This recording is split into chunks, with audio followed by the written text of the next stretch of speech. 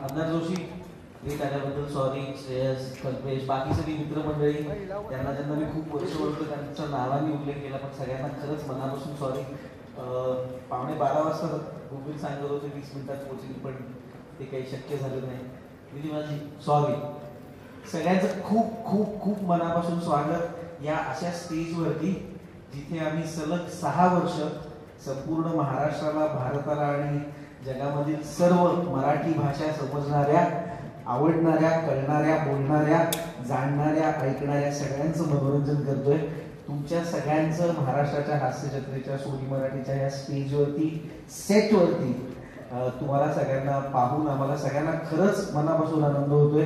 अशी lunch meeting I think हास्य जत्रा चालू झाल्यापासून आपण कधी केली नाही, ज्यामध्ये सगळे कलाकार आज तयारी करतात उद्याच्या शूटिंगची, रिहर्सल्स सांभाळून आज हा सगळा दिवस आपण एकत्र घालवणार आहोत.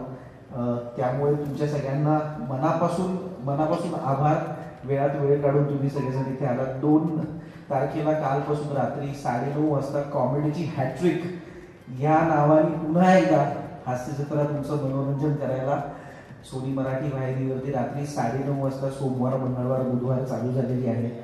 त्याविषयी अधिक जाणून घेण्यासाठी हास्य जत्रेचे सर्वेसर्वा निर्माते, लेखक, वेबक्लाउडचे one of the founder member Sachin Mote यांना मी विनंती करतो. पण त्याआधी सचिन गोस्वामींची अचानक तब्येत काल संध्याकाळपासून थोडीशी बिघडल्यामुळे ते आज येऊ शकले नाहीत, आणि त्यांच्या वतीने मी दिलगिरी व्यक्त करतो.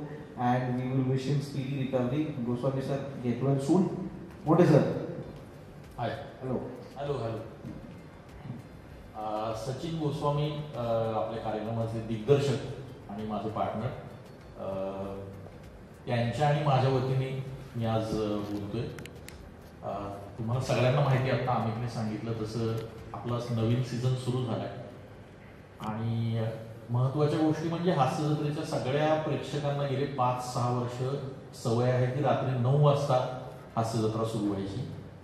ती खरं तर आता 9:30ला आहे, हे सगळ्यांनी लक्षात ठेवलं पाहिजे की सोमवार, मंगळवार, बुधवार 9:30 वाजता सुरू झालाय शो, आणि आठवड्याचे 3 दिवस असणार आहे. हास्य जत्रेच्या प्रेक्षकांना तर असं वाटतं की रोजच नवीन नवीन एपिसोड बघायला मिळाले, पण आता नुकताच सुरू झाला आणि काल आलेल्या प्रतिक्रियांवरून लक्षात आलंय की प्रेक्षकही खूप काळ वाट बघत होते की कधी एकदा हास्य जत्रा सुरू होती. एका छोट्याशा इंटरव्हल नंतर आम्ही परत हजर झालोय.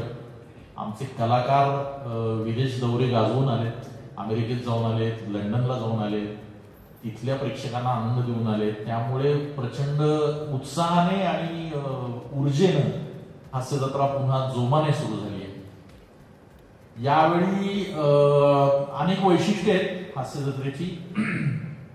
तुम्हाला दरवेळीप्रमाणे नवीन नवीन सिरीज बघायला मिळणार आहेत. हास्य जत्रेतल्या अनेक पात्र आणि अनेक सिरीज तुमच्यामध्ये पॉप्युलर आहेत, म्हणजे सगळ्यांनाच माहिती आहेत. समीर चौगुले असेल, पृथ्वी प्रताप असेल, ओमकार राऊत आणि सगळेच जण आमचे कलाकार हे वेगवेगळ्या ज्या सिरीज सादर करतात. मग त्याच्यात लोचन मजनू असेल किंवा इरसाल गावकरी असेल, आमची ग्रामसभा असेल, चर्चासत्र असेल, शंकर्या शिकली असेल, लॉली असेल, हे सगळेजण परत तुम्हाला भेटणार आहेत. पण यावेळी त्या सिरीजमध्ये छोटे छोटे बदल पण बघायला मिळतील तुम्हाला. त्याच्यात काही कॅरेक्टर्स बघायला मिळतील. म्हणजे या सासू सुनांची सिरीज असेल तर त्या सासू सुनांबरोबर आणखी एक नवीन अट्रॅक्शन पण त्यामध्ये असेल. त्याचबरोबर काही नवीन कलाकार सुद्धा तुम्हाला यावेळी हास्य जत्रेच्या सीझन मध्ये बघायला मिळणार आहेत की जे तुम्ही ऍक्टर म्हणून इतर ठिकाणी पाहिले आहेत, पण ज्यांना विनोद करताना किंवा विनोदी मंचावर तुम्ही पहिल्यांदाच बघाल. त्यांच्यात एक वेगळं टॅलेंट तुम्हाला इथे दिसेल. म्हणजे प्राजक्ता चव्हाण, आमची तुझं माझं सपानमध्ये पैलवान असलेली, म्हणजे पैलवान प्राजक्ता चव्हाण जी खरोखर पैलवान आहे आणि तिने एक नायिकेची भूमिका पण केली होती, ती तुम्हाला हास्य जत्रेमध्ये दिसेल. त्याचबरोबर अमृता देशमुख आहे. आणखीही अनेक कलाकार एक एक तुम्हाला यामध्ये विशेष भूमिकेत चमकताना दिसतील. तर हास्य जत्रा नवीन दमाने, नव्या ऊर्जेने आणि खूप काही नवीन गोष्टी घेऊन येते, जी तुम्हाला पूर्वीप्रमाणेच आवडेल अशी आशा आहे. खूप जणांना आपण म्हटलं की आवडता कार्यक्रम कुठला, तर आपण सगळेजण म्हणतो हास्य जत्रा. हे साहजिक आहे. पण मला आज या सेटवरती ह्या सगळ्यांचं तुमच्याबरोबर कौतुक करायला खरंच मनापासून आनंद होतोय, कारण काही स्टॅटिस्टिक्स मी शेअर करणार आहे. तुम्ही इमॅजिन करा ह्याच्या पाठीमागे ह्या सेटवरती ह्या टीमनी घेतलेली किती कष्ट आहे. काल जो भाग प्रसारित झाला तो हास्य जत्रेचा ओरिजिनल 837वा भाग होता. 837वा भाग म्हणजे काल कार्यक्रमामध्ये तिसरं ओरिजिनल स्किट जे सादर झालं ते 2535वं स्किट होतं. 2535 स्किट्स यांच्या लेखकांच्या टीमनी लिहिणं आणि 2535 स्किट या सगळ्या कलाकारांनी त्या रिहर्सल्स करून परफॉर्म करणं हा खरंच हळूहळू एका रेकॉर्डकडे जाण्याचा प्रवास आम्हाला दिसतोय. त्याच्यामुळे आज या पत्रकारांसमोर मला सांगायला खरंच आनंद होईल की सचिन मोटे, सचिन गोस्वामी, आमची सगळी सोनी मराठीची टीम, त्यामध्ये गणेश असेल, सिद्धगुरू असेल, अमित असेल, गौरी, ओंकार, सगळे मिळून आम्ही लवकरच हास्य जत्राचा जो सगळा प्रवास आहे त्याची कुठेतरी Guinness book of world record मध्ये नोंद होतीये का याच्यासाठी प्रयत्न करणार आहे. आणि आय होप तुमच्या सगळ्यांच्या आशीर्वादाने लवकरच Guinness book of world record मध्ये अशा पद्धतीचा कथाबाह्य कार्यक्रम जो सलग गेले 6 वर्ष 7 वर्ष एका वाहिनीवर चालू आहे आणि असा कार्यक्रम ज्याच्या टेलिव्हिजनवरती स्किट्स सादर झाल्यानंतर तीच स्किट पुन्हा लाईव्ह थिएटरमध्ये तिकीट काढून बघायला जी प्रेक्षक मंडळी येतात ते माझ्या मते मराठी भाषेमध्ये किंवा इतर भारतीय भाषांमध्ये आजपर्यंत झालेलं नाही. पण त्याची सगळी पडताळणी करून लवकरच आमची मनापासून इच्छा आहे की आम्ही वेटक्लाउडची टीम, सोनी मराठीची टीम तुम्हाला ही आनंदाची बातमी देऊ की हास्य जत्रा Guinness book of world record मध्ये पोहोचली. सरांनी सुद्धा उल्लेख केला तो म्हणजे आत्ताच विदेशी दौरा गाजवून आलेली आहे. मला या आपल्या सगळ्या पत्रकार मित्रांना तुम्ही सांगावं की आतापर्यंत आपले साधारण दौरे किती झाले. म्हणजे महाराष्ट्रात किंवा भारतामध्ये तर आपल्या या कार्यक्रमाला भरभरून प्रेम मिळतच आहे, पण विदेशात सुद्धा आपले अनेक दौरे झाले, तर त्याविषयी आम्हाला थोडं सांगा. हो, महाराष्ट्राच्या बाहेर सुद्धा दिल्लीमध्ये, इंदोरमध्ये, बँगलोरमध्ये MHJ लाईव्ह आपण सादर केलं. पण त्याचबरोबर अमेरिका आणि कॅनडामध्ये सलग 2 वर्ष जवळजवळ 30 शोज, लंडनमध्ये शोज, सिंगापूरमध्ये शोज, दुबईमध्ये शोज, ऑस्ट्रेलियामध्ये 15 शोज आणि आता काही देशांमध्ये पुन्हा एकदा त्याचा सीझन 2 ची बोलणी चालू आहे.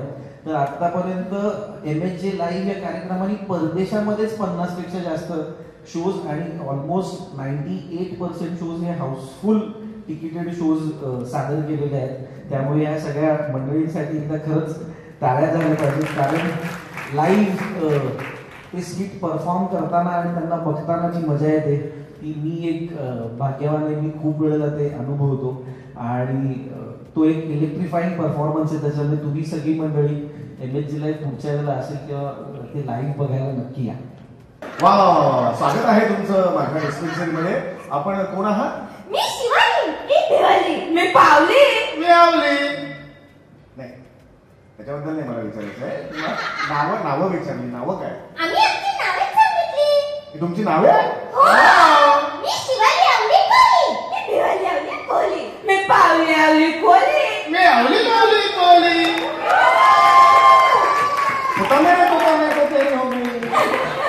काय होतं तुम्ही? थँक्यू. 15 मिनिटं स्किट चालू होतं. इतका छान वारागार मी झोपलो होतो. मला सांगितलं तुझं वाक्य आलंय. तेव्हा तुम्ही वाक्य म्हणत होते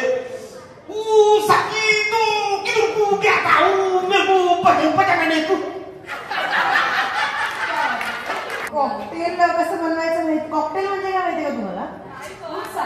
कॉकटेल नाही माहिती? कॉकटेल मी सांगते तुम्हाला.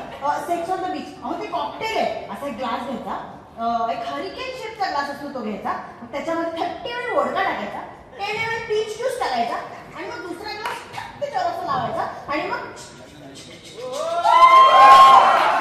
शेक करायचं आणि मग शेक करून झालं ना की तो ठेवायचा.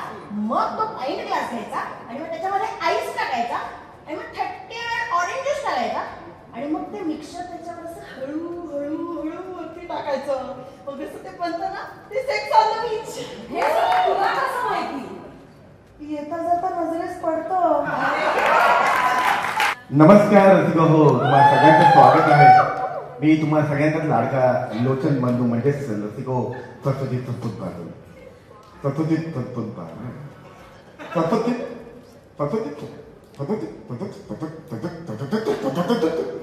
नाव काय? रसिको रसिको तुम्हाला सगळ्यांना प्रश्न पडला असेल की मी तुमच्या समोर बसलेला हा तरुण तगडा उमदा कलाकार इथे बसलेला आहे रसिको, ज्याला त्याच्या गल्लीत सगळेच वर्जिन हँडसम हंक म्हणून ओळखतात. तर रसिको हा बोलण्यात असा कसा, त्याच्या मागे सुद्धा एक घटना आहे रसिको. रसिको फार वर्षांपूर्वी रसिको मी सुईत धागा ओवत असताना रसिको नॉर्मली आपण धागा घेतो आणि असं करून सुईत होतो मी रसिको, सुई अशी घेतली आणि तिथे रसिको माझी ती सुई जिबीला पोचली. तेव्हापासून रसिको मी असं बोलायला लागलो रसिको. धन्यवाद रसिको.